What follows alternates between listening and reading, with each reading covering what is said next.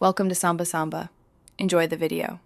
You start by mounting the camera to the Ronin 2 and locking the quick-release plate. This is critical because an unbalanced payload strains motors. Once mounted, loosen the tilt, roll, and pan arms and rough balance each axis so the camera holds level by itself. Make sure to connect the power and control cables, then power on briefly to check motor response. If motors resist, power off and rebalance. Small shifts save you motor heat and unstable footage.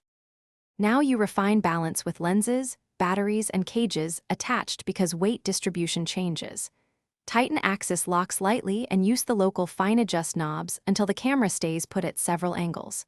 Next, power on and run motor tuning and IMU calibration. Follow on-screen prompts.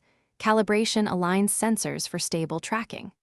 Once calibrated, set follow modes, adjust motor strength to your measured payload, and test pans/. To finish, run a full motion check. Sweep pan, tilt, and roll through their ranges while monitoring motor temperature and noticing any binding. Set safety limits and verify your remote or app controls respond accurately so you can operate confidently on set. If you encounter drift, jitter, or unexpected motor noise, stop and rebalance the payload, then recalibrate the IMU.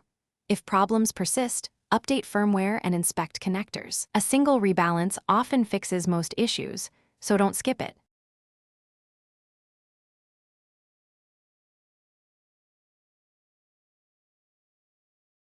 Thanks for watching. Consider subscribing if we helped you.